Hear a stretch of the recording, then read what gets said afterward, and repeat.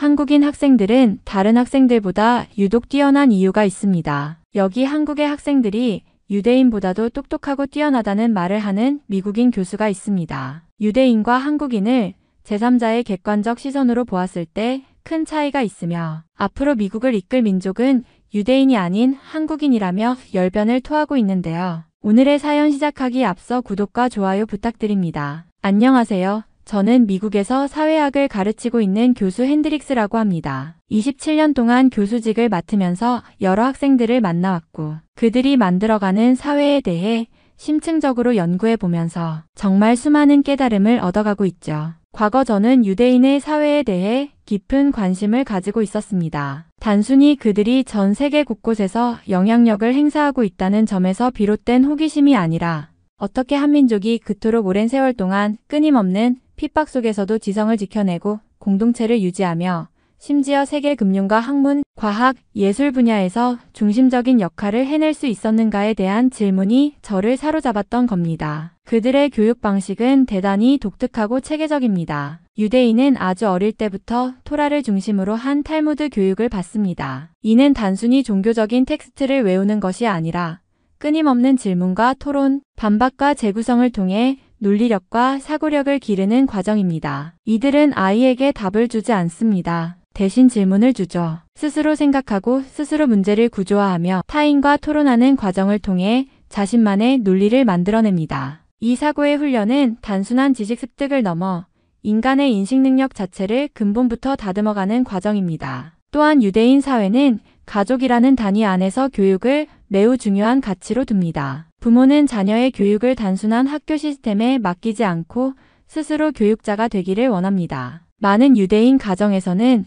저녁 식사 시간마다 아이와 함께 논리 문제를 풀거나 역사적 이슈를 가지고 가족 토론을 벌입니다. 그것은 단지 지식의 전달이 아니라 생각하는 방식을 자연스럽게 가르치는 일종의 문화이기도 하죠. 그리고 저는 당시 유대인의 사회적 네트워크에 깊은 감명을 받았습니다. 그들은 전 세계 곳곳에 퍼져 살면서도 각자의 위치에서 서로를 연결하고 서로의 이익을 위한 생태계를 만들어냅니다. 이는 단순한 민족적 결속이 아니라 철저한 공동체의 전략입니다. 개인주의가 강한 서구 사회 안에서 유대인만큼 강한 연대를 자랑하는 집단은 흔치 않습니다. 이러한 공동체적 힘이 그들이 역사적 위기를 견뎌내고 또 세계 곳곳에서 살아남을 수 있었던 핵심 동력이었죠. 하지만 그토록 제가 유대인을 연구하고 찬탄해오던 제가 최근 수년간 충격적인 깨달음을 얻게 된 대상이 있습니다. 바로 한국인입니다. 처음에는 그저 교육열이 높은 나라, 입시가 치열한 나라 정도로 생각했었습니다. 그러나 한국인 학생들을 만나고 그들의 성장 과정과 사고방식, 그리고 그들이 만들어가는 새로운 사회의 구조를 들여다보면서 저는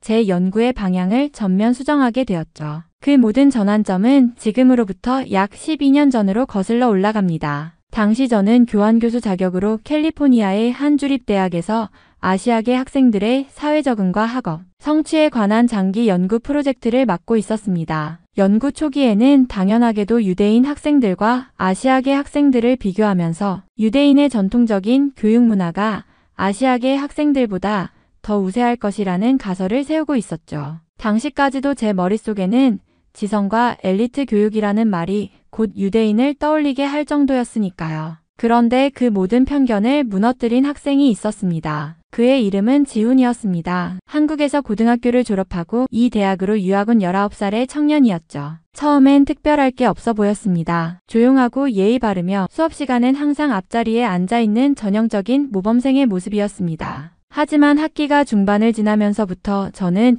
이 학생의 사고력, 분석력, 그리고 무엇보다도 문제 접근 방식에 깊은 인상을 받게 되었습니다. 지훈은 단순히 문제를 푸는 게 아니라 문제를 해체했습니다. 마치 수술하듯 문제의 구조를 분해하고 그 속에서 보이지 않던 논리를 끄집어내는 방식이었습니다. 그는 단순히 정답을 맞히는 것이 목적이 아니라 왜 그 문제가 존재하는가, 그 문제의 구조 속에서 사회는 무엇을 감추고 있는가를 질문했습니다. 저는 그에게서 그동안 유대인 교육에서 보았던 사고훈련 이상의 무언가를 보았습니다. 논리와 분석을 넘어선 통합적 사고였고 시스템적 이해였으며 때로는 윤리적 성찰까지 담겨 있었습니다. 그래서 저는 그에게 물었습니다. 도대체 이런 사고력은 어디서부터 시작된 것이냐고. 그가 내게 말한 대답은 단순하면서도 저를 충격에 빠뜨렸습니다. 한국에서는 어릴 때부터 경쟁이 정말 치열해요. 근데 그 경쟁이 단순히 성적 때문만은 아닌 것 같아요. 살아남기 위한 방법을 고민하다 보면 점점 세상을 깊이 보는 법을 배우게 돼요. 그 말이 제게는 일종의 깨달음이었습니다. 저는 그동안 유대인의 사고법이 가장 높은 수준이라 믿어왔지만 지훈을 통해 그보다 더 넓은 시야를 가진 교육과 성장 배경이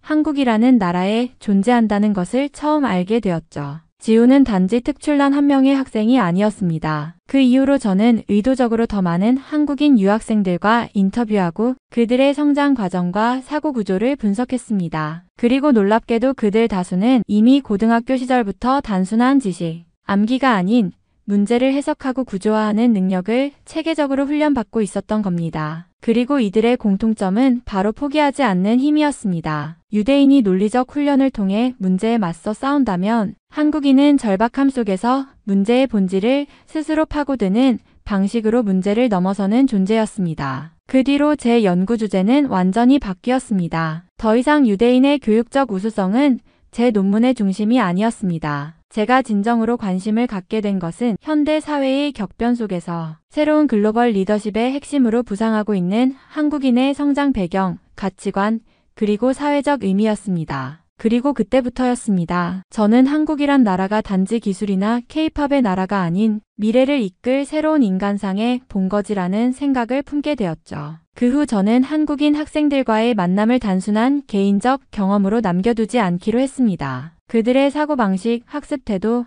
그리고 사회적 가치관이 도대체 어떤 환경에서 비롯된 것인지 학문적으로 추적해보고 싶었습니다. 그래서 한국의 교육 문화에 대한 본격적인 연구를 시작했습니다. 처음엔 단지 교육 제도를 살펴보는 수준이었지만 점점 더 깊이 들여다볼수록 저는 그 시스템의 이면에 자리한 문화적 철학에 관심을 갖게 되었습니다. 단지 입시 경쟁이 치열하다는 사실만으로는 이들의 독특한 사고력과 끈질긴 집중력을 설명할 수 없었습니다. 그 뒤에는 명백히 다른 무엇이 존재했습니다. 저는 한국을 직접 방문했습니다. 서울대학교, 고려대학교, KAIST 같은 상위권 대학들을 둘러보고 여러 고등학교와 사설 교육기관, 심지어 학생들의 가정환경까지 인터뷰하며 관찰했습니다. 그리고 제가 알게 된 사실은 이 나라가 집단적 지성을 어떻게 사회 전반에 퍼뜨리는지를 보여주는 생생한 증거였습니다. 한국은 국민 전체가 배움을 하나의 미덕이자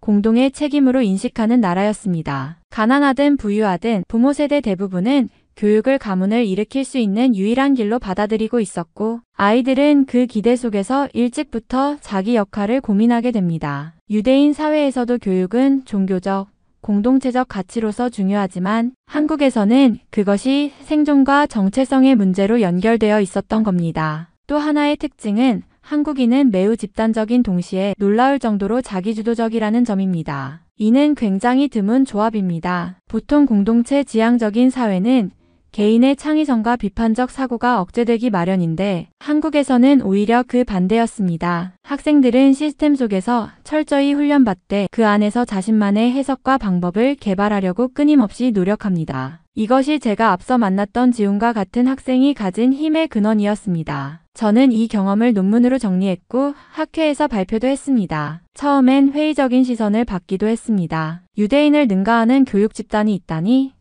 라는 식의 반응이었죠. 하지만 시간이 흐르면서 점점 더 많은 연구자들이 제 논지에 공감하기 시작했고 몇몇 교수들은 한국을 직접 방문한 뒤 제 논문에 인용과 주석을 더해가며 학계의 흐름을 바꾸기 시작했습니다. 그 후로 저는 한국인 학생들을 단지 열심히 하는 집단으로 보지 않게 되었습니다. 그들은 미래형 인간이었습니다. 기계적 암기와 경쟁만으로는 도달할 수 없는 사고력, 그리고 공동체를 인식하면서도 자기 목소리를 분명히 내는 민주시민의 자세, 무엇보다도 실패를 학습의 일부로 받아들이는 태도는 유대인 사회에서도 보기 힘든 매우 독특한 지점이었습니다. 그리고 저는 생각하게 되었습니다. 앞으로 미국 사회의 여러 부문, 특히 지식산업과 창의산업에서 주도권을 쥘 집단은 누구일까? 단순히 전통적인 엘리트 교육을 통해 성장한 집단이 아니라 위기 속에서도 구조를 읽고 끈질기게 사고하며 사회 전체를 엮어내는 힘을 가진 집단이 아닐까? 그 답은 이제는 분명해졌습니다. 그것은 더 이상 유대인이 아닌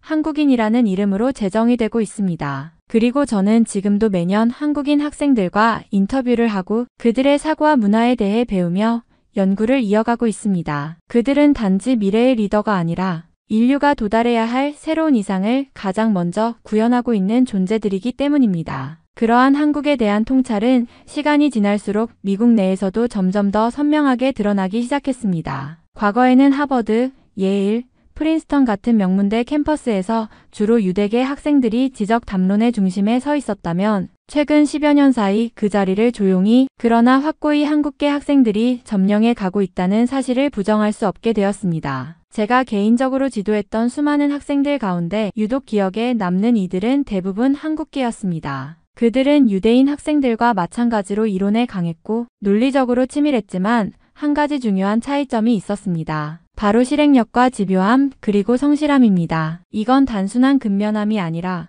목표를 설정하면 그것을 절대로 중도에 포기하지 않고 결과가 날 때까지 시스템적으로 접근하는 힘이었습니다. 미국은 흔히 연줄 사회, 즉 네트워크를 통해 기회를 만들어가는 사회입니다. 유대인들은 오래전부터 이 시스템을 능숙하게 활용해 왔습니다. 그들은 탁월한 네트워크 구축 능력과 내부 커뮤니티의 결속을 통해 많은 분야에서 영향력을 유지해왔고 특히 금융, 학계, 법조계 등에서 눈에 띄는 성과를 거두었습니다. 그러나 지금 저는 미국 내에서 점점 더 강력해지고 있는 또 하나의 조용한 네트워크를 목격하고 있습니다. 그것은 바로 한국계 네트워크입니다. 겉으로는 과시하지 않고 여전히 겸손하고 조용한 모습이지만 그 안에서 이들은 아주 단단하게 연결되어 있으며 실질적인 성과로 자신들의 존재감을 입증해가고 있습니다. 특히 STEM 분야, 즉 과학, 기술, 공학, 수학 분야에서는 이미 한국계 학생들이 유대계 학생들을 압도하고 있다는 통계도 존재합니다. 특이한 점은 이들 한국계 학생들은 단지 성적이 좋은 것을 넘어 연구를 이끌어가는 리더로 성장하고 있다는 사실입니다. 즉, 조연이 아닌 주연이 되어가고 있다는 이야기입니다. 더 흥미로운 점은 이들이 이제는 단순히 미국 내에서 성공하는 것에 만족하지 않고 있다는 점입니다. 점점 더 많은 한국계 청년들이 미국에서 경험을 쌓은 뒤 다시 한국으로 돌아가거나 혹은 미국에서 한국적 사고와 문화를 기반으로 새로운 비즈니스와 조직 문화를 만들어가고 있습니다. 이는 단순한 유학 성공의 차원이 아니라 새로운 글로벌 질서의 중심을 형성해가는 움직임으로 볼 수 있습니다. 저는 종종 동료 교수들과 대화를 나눕니다. 이제 미국의 미래를 누가 주도할 것인가?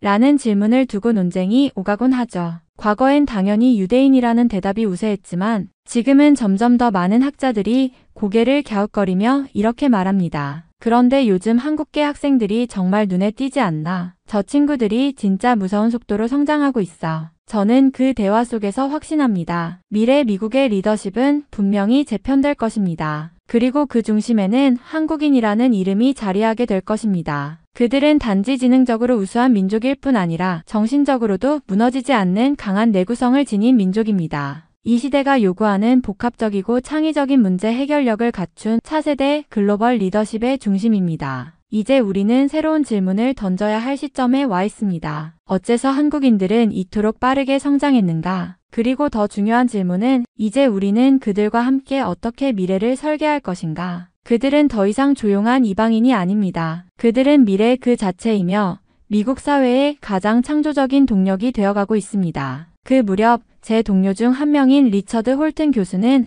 MIT에서 박사과정을 진행 중인 한 한국인 유학생에 대해 자주 이야기하곤 했습니다. 처음에는 단순한 칭찬 정도인 줄로만 알았지만 시간이 지날수록 그는 그 학생을 거의 현대의 괴물 같은 천재로 묘사하기 시작했습니다. 저는 점점 그 학생에 대해 궁금해졌고 결국 리처드를 통해 직접 만나볼 기회를 얻었습니다. 그 학생의 이름은 김도윤이었습니다. 조용하고 말수도 적으며 무엇보다 눈빛이 유난히 깊고 또렷한 사람이었습니다. 처음 마주했을 때 그는 연구실 한 켠의 화이트보드 앞에서 몇 시간째 복잡한 공정 알고리즘을 설명하고 있었고 주위에 모인 동료 박사 과정생들이 조용히 고개를 끄덕이거나 메모를 하고 있었습니다. 놀라운 건 그가 리더이거나 선임도 아닌 그저 학년으로는 막 입학한 신입생이라는 점이었습니다. 김도윤은 기존의 수식이나 프레임워크를 그대로 답습하지 않았습니다. 그는 스스로 생각하고 새로운 구조를 만들었고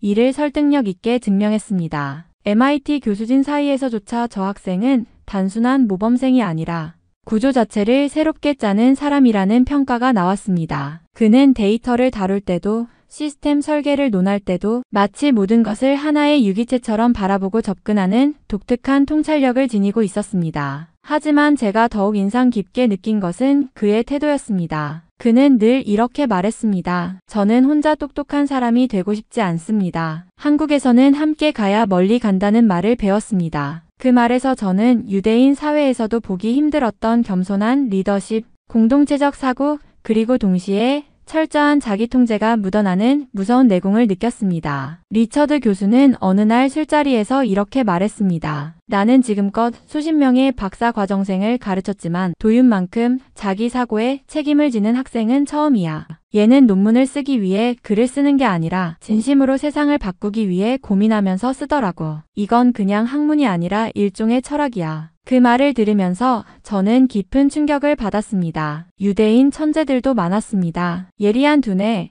논리적 정합성, 이론 전개에 있어서의 탁월함, 이 모든 걸 갖춘 이들이었죠. 그러나 한국인, 특히 김도윤이라는 학생에게서는 그 모든 것을 뛰어넘는 윤리적 비전이 느껴졌습니다. 지식은 그의 손에서 윤리와 사회성이라는 토양을 만나 완전히 다른 방식으로 자라나고 있었습니다. 그리고 저는 그제야 확신하게 되었습니다. 한국인은 단순히 지능적으로 뛰어난 민족이 아닙니다. 그들은 공동체적 가치를 지식으로 전환시키고 윤리를 구조로 전환시키며 인간성을 학문에 접목시킬 수 있는 지금 이 시대가 가장 필요로 하는 인간형입니다. 지금도 김도윤은 연구를 멈추지 않습니다. 그는 단순히 MIT에서 논문을 써내는 학자가 아니라 미국이라는 거대한 시스템 속에서 한국적 사고를 통해 새로운 패러다임을 짜나가고 있는 중입니다. 그는 한 개인이지만 동시에 다가올 미래의 전형이기도 합니다. 그날 김도윤과의 대화를 마치고 돌아오는 길, 저는 한동안 깊은 생각에 잠겼습니다. 그가 보여준 사고의 깊이와 통합적 사고력,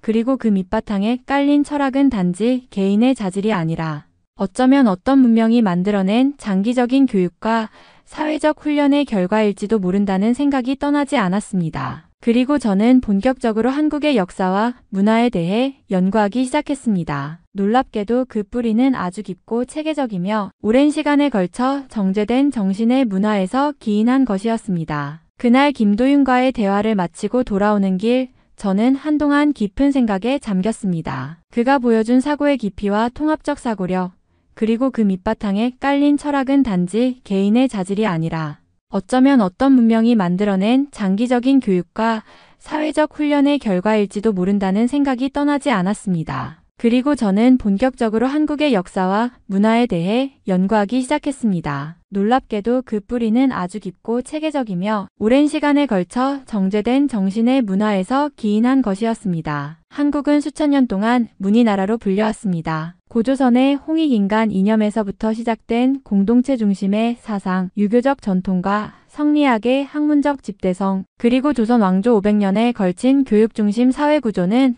단순히 지식만을 추구하는 시스템이 아니었습니다. 그것은 도덕과 실천, 지혜와 성찰을 동시에 요구하는 독특한 문명적 구조였습니다. 특히 조선시대의 과거 제도를 살펴보면 한국 사회가 얼마나 오랜 시간 동안 지성적, 공공성을 강조해왔는지 확인할 수 있습니다. 단순한 암기나 시험 통과가 아니라 인격 수양과 경전 해석, 현실 정치에 대한 적용까지를 종합적으로 평가했던 이 제도는 오늘날의 입시와는 차원이 다른 인간을 만드는 시스템이었습니다. 그리고 그 기반이 바로 사서삼경, 실사구시, 충과경이라는 가치였습니다. 또한 한국은 세계에서도 드물게 폭력적 군주 교체가 거의 없었던 나라입니다. 고려와 조선, 그리고 근대 대한민국에 이르기까지 유구하게 이어진 질서 중심의 문화는 내부 갈등보다는 구조의 안정성과 개인의 책임감을 더 중시하는 유전적 사회 구조를 낳았습니다. 이러한 구조는 개인의 창의성보다는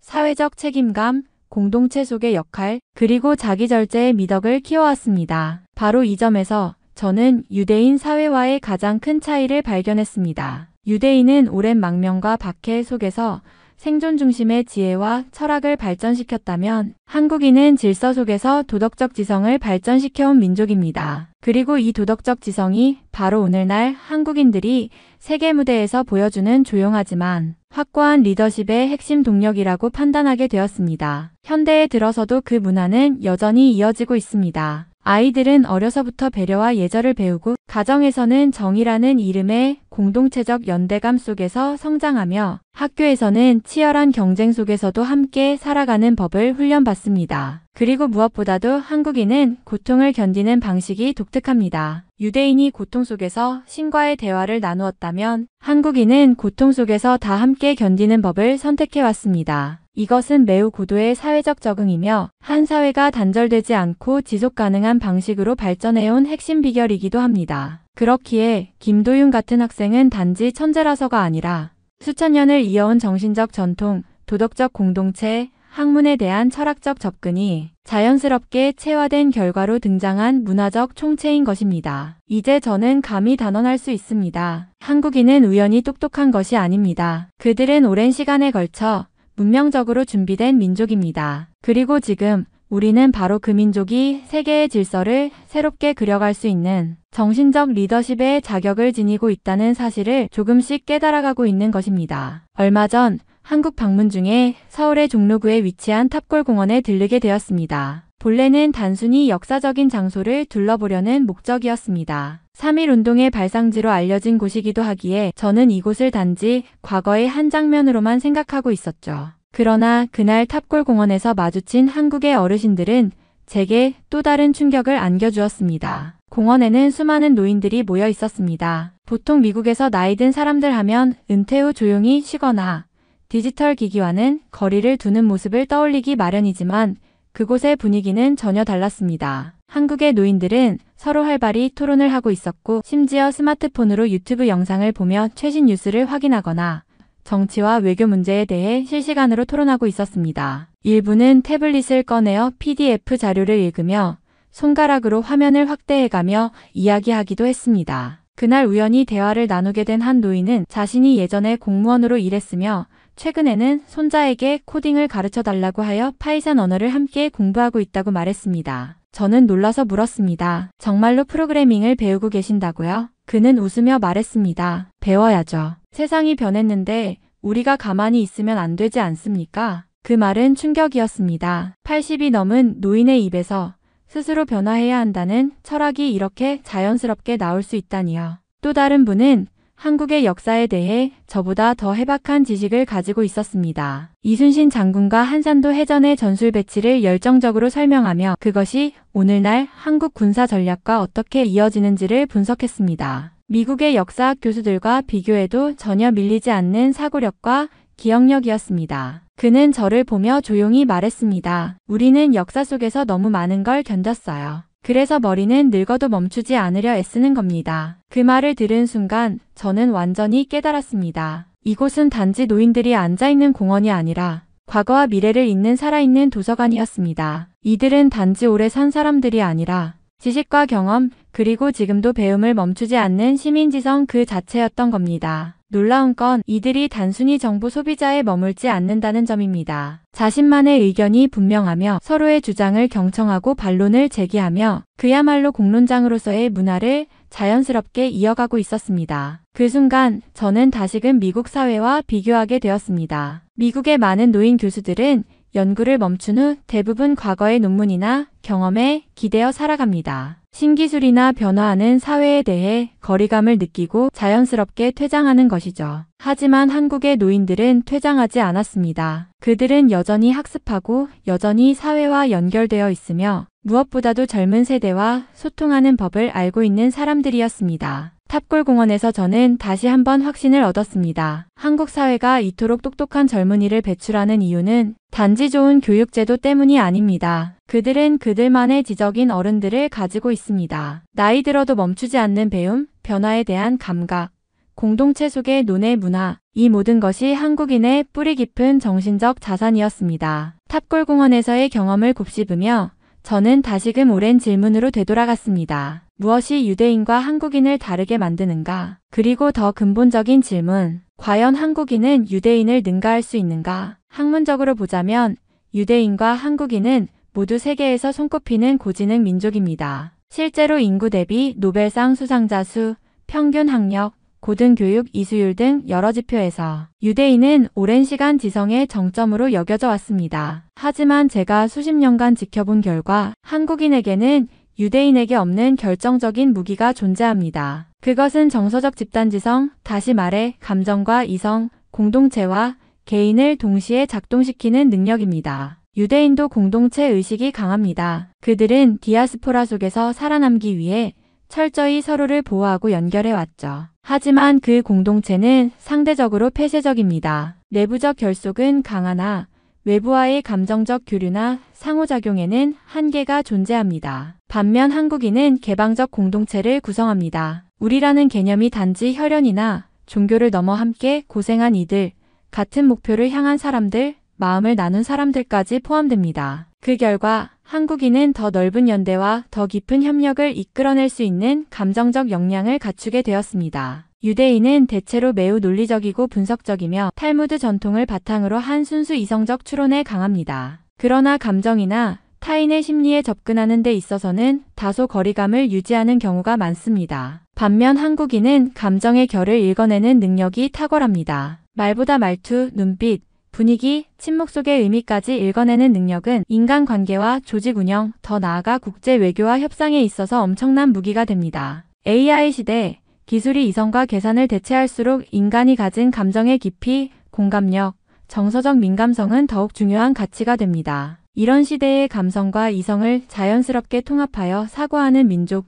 그게 바로 한국인입니다. 유대인은 역사적 고난을 기억하고 그것을 문화와 정체성의 근간으로 삼습니다. 기억은 때때로 강한 결속력을 주지만 동시에 과거에 머무르게 만들기도 합니다. 한국인은 고난을 극복하고 그것을 발판 삼아 다음 단계로 나아갑니다. IMF 외환위기, 전쟁의 폐허, 식민지배, 분단의 현실이 모든 절망적인 상황 속에서도 한국은 어떻게든 해낸다는 정신으로 놀라운 회복과 성장을 반복해왔습니다. 이 차이는 크고 결정적입니다. 유대인은 고통을 구조화하고 한국인은 고통을 창조력으로 전환합니다. 유대인은 매우 전략적입니다. 그들은 10년, 50년을 내다보는 계획을 세우고 인프라를 구축합니다. 하지만 그 전략은 종종 변화에 유연하지 못하고 구조적 보수성으로 이어지기도 합니다. 한국인은 본능적으로 시대를 읽는 민족입니다. 디지털 IT, K 콘텐츠, 인공지능, 반도체, 바이오 등 모든 변화의 물결이 시작될 때